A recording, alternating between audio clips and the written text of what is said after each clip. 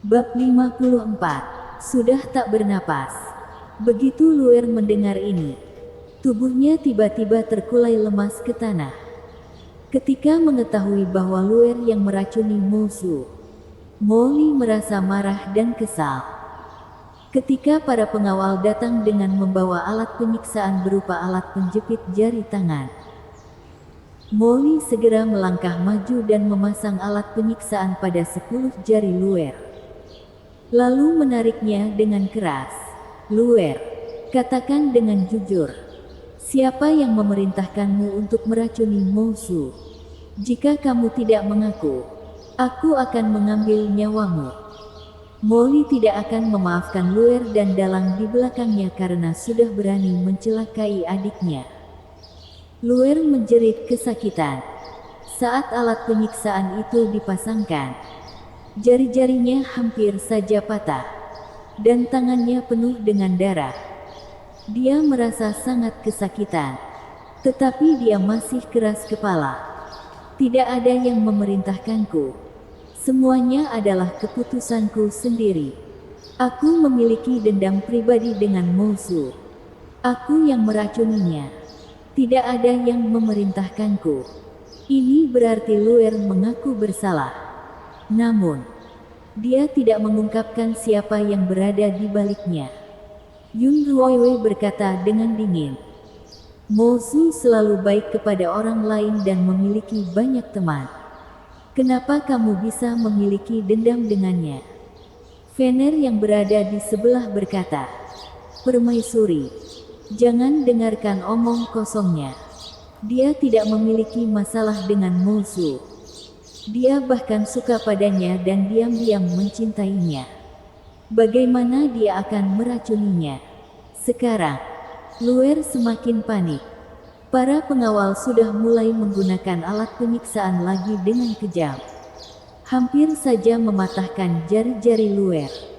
Luer menderita rasa sakit yang luar biasa. Tangan-tangannya penuh dengan darah. Dan dia berkata dengan penuh kesakitan, Ya, aku suka pada Mosu. Tapi Mosu tidak menyukaiku. Dia meremehkanku karena aku hanya pelayan kelas rendah. Dia menolakku. Jadi itulah mengapa aku meracuninya. Luer menggigit bibirnya dengan erat. Keluarganya berada dalam bahaya. Bahkan jika dia harus mati, dia tidak akan mengungkapkan siapa yang berada di baliknya. Dia sebenarnya tidak ingin mencelakai Mosu. Tetapi pihak lawan memberinya sejumlah uang yang bahkan tidak bisa dia dapatkan seumur hidupnya. Pada saat yang sama mengancam nyawa keluarganya. Karena itu, dia terpaksa melakukannya. Dia merasa sangat bersalah kepada Mosu. Jika dia dan Mosu benar-benar meninggal, mereka mungkin bisa menjadi pasangan hantu di dunia bawah. Itu juga bisa dibilang memenuhi keinginannya. Yun Ruoiwei berkata dengan dingin. Jadi kamu membencinya karena cintamu ditolak. Aku tidak percaya. Luer, apakah kamu diancam oleh seseorang? Atau keluargamu dalam bahaya di tangan orang lain? Katakan yang sebenarnya kepada pangeran. Selama kamu berbicara jujur, pangeran akan membantu keluargamu dan memaafkanmu. Chu Xuanchen mengerutkan kening. Dia tidak memberikan janji semacam itu. Benarkah? Mata Luer penuh harapan dan menatap Yun Ruoiwei dengan tidak berani percaya. Benar. Aku tidak akan pernah ingkar janji. Ujar Yun Ruoiwei. Luer hendak berbicara. Tiba-tiba, mulutnya terbuka lebar. Tubuhnya merasa sangat tidak enak. Kemudian tubuhnya miring dan jatuh berat ke tanah. Melihat ini, Yun Ruoiwei segera mendekat. Dia melihat Luer telah jatuh ke tanah. Bibirnya mengeluarkan darah hitam yang kotor. Matanya terbelalak. Tubuhnya kaku dan sudah tak bernapas. Yun Ruoiwei mencoba mengulurkan jarinya ke depan hidung Luer. Dia merasa sangat sedih dan berkata, dia sudah meninggal. sudah meninggal. Molly terkejut. Dia berjalan mendekat dan memeriksa tubuh Luer. Setelah diperiksa, dia tiba-tiba menemukan ada 2 jarum perak di leher Luer. Lalu segera mencabutnya. Lihatlah, dia tertusuk jarum. Jarum ini beracun. Yun Ruoiwei juga segera melihat jarum tersebut. Itu adalah 2 jarum perak biasa, tanpa ada tanda atau gambar apapun. Ujungnya berwarna hitam, menunjukkan bahwa itu beracun. Pihak lawan mencoba untuk membunuhnya dan menyembunyikan jejaknya. Sekarang begitu Luer tewas, kita tidak dapat menemukan siapa dalang di belakangnya. Yun Ruoiwei berkata dengan suara berat. Bersambung.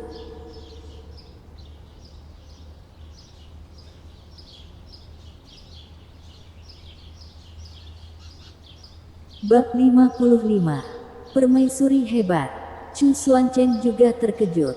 Dia menggenggam erat tangannya dan berkata, Molly, apakah kamu pernah melihat jarum perak semacam ini? Pangeran, jarum perak jenis ini sangat umum. Ada di mana-mana. Umumnya, para pembunuh terkenal akan mengukir senjata tersembunyi mereka dengan tanda unik untuk menunjukkan kekuatan mereka. Namun kedua jarum perak ini sangat biasa. Sepertinya orang tersebut tidak ingin orang lain mengetahui identitasnya, kata Molly. Yun Ruoiwei berkata dengan ragu.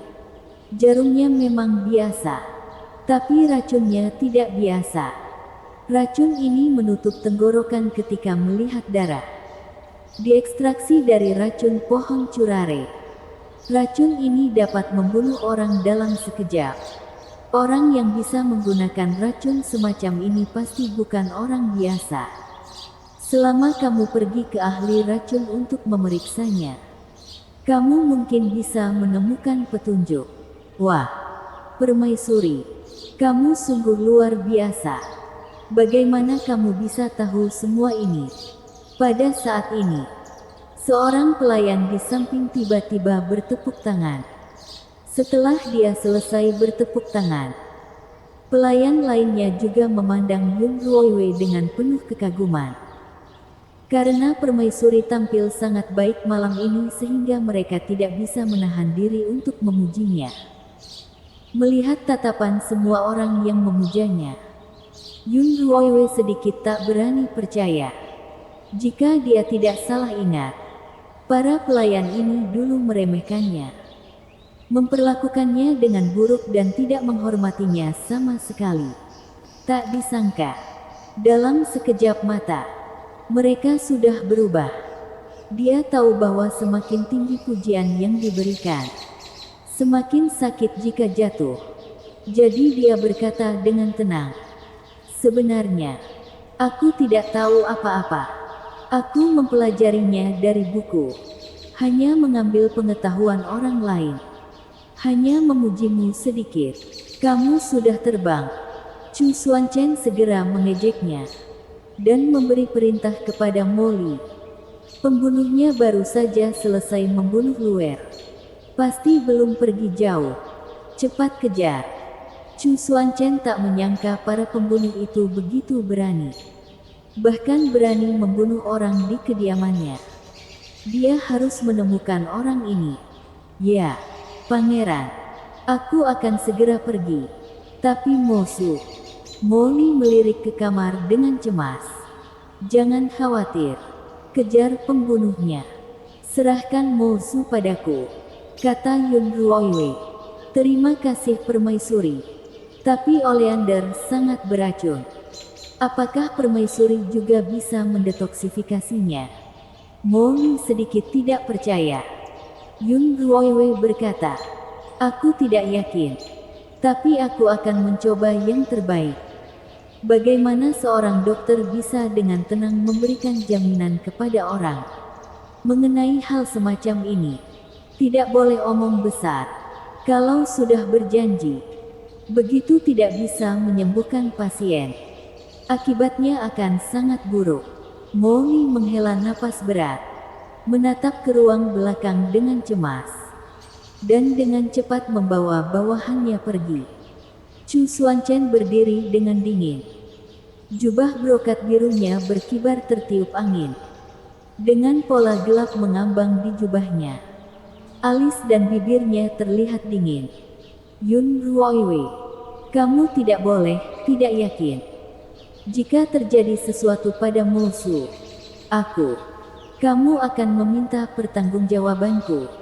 Bisakah kamu berhenti mengatakan itu sepanjang waktu? Aku bosan mendengarnya. Yun Ruoiwei memutar matanya ke arah Chu Xuanchen dan membawa Fenger berjalan menuju kamar musuh. Chu Xuanchen tertegun sejenak. Wajahnya kaku dan gelap. Tubuhnya penuh aura membunuh. Ketika para dayang melihat hal ini, mereka semua mengagumi permaisuri. Nyali permaisuri benar-benar sangat besar. Bahkan berani berbicara seperti itu kepada pangeran. Bisa keterampilan medis dan memiliki kepercayaan diri memang adalah hal yang bagus. Bahkan pangeran pun tidak bisa berbuat apa-apa padanya. Setelah Yun Ruoiwei memasuki ruangan, pertama-tama dia mengarahkan Fenger untuk membuka semua jendela untuk memberi ventilasi pada ruangan. Kemudian mulai memikirkan metode detoksifikasi. Saat dia mempelajari racun sebelumnya, dia juga mempelajari metode detoksifikasi. Dia tahu cara mendetoksifikasi oleander setelah memakannya secara tidak sengaja. Yang perlu dia lakukan hanyalah mencuci perut pasien tepat waktu dan kemudian memberi pasien minum obat. Namun situasi Mozu berbeda. Dia hanya mencium aroma oleander, sama sekali tidak memakannya. Bagaimana cara mendetoksifikasi racun pada tubuh Mozu? Bersambung.